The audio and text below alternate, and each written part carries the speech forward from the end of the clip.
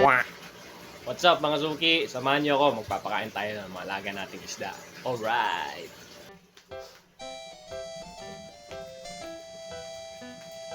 Tuwing umaga, yun yung ginagawa natin araw-araw sa ating mga isda. So, alaga natin sila sa pagkain para maging mas malusog at masigla yung mga isda natin.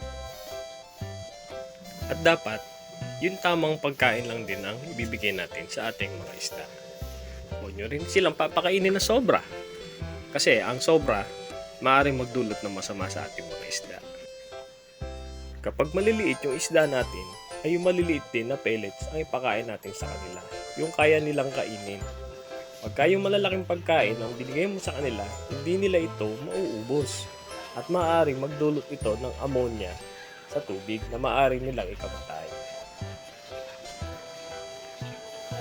Ito rin nga pala yung paludarium natin.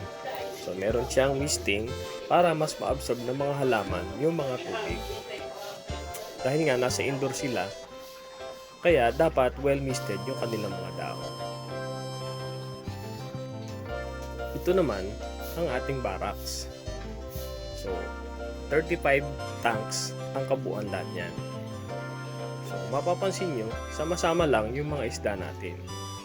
Pero meron silang kanya-kanyang filtration system. Kaya kung mapapansin nyo, kahit malayo, ay malinaw pa rin at kitang-kita yung mga isda. PO1 nga pala ang gamit kong pellets para sa ating mga alagang isda. Para mas mabilis nila itong makain.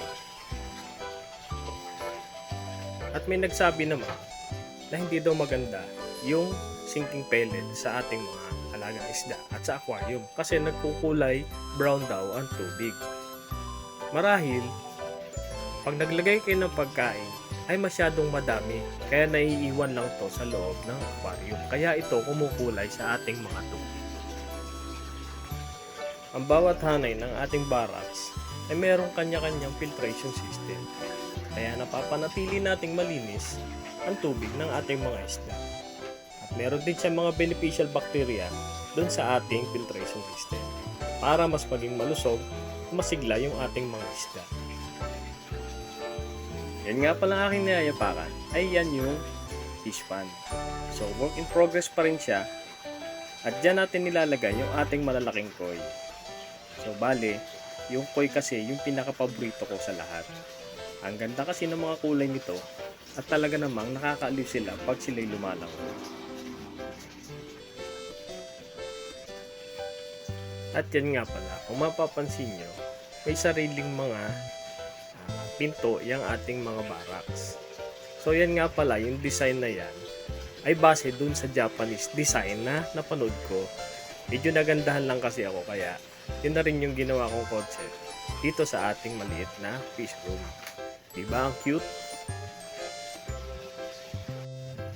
So ayan, kita nyo naman malinaw pa rin yung ating mga aquarium kahit katatapos lang natin magpakain sa kanila. So ibig sabihin, gumagana na maayos yung ating filtration system. So yun yung kailangan ng ating mga alagang isda. At dapat laging malinaw at malinis ang ating mga tubig sa aquarium. Para mas lumaki sila ng malusog at mas maganda. Diba?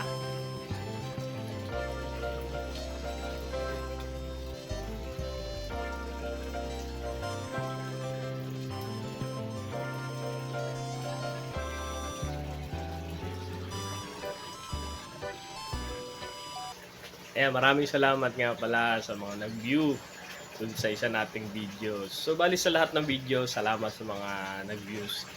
Hindi ko akalain na abot din siya ng mga 1,000 views, di ba? Alright! So, sana tuloy-tuloy lang suportan nyo.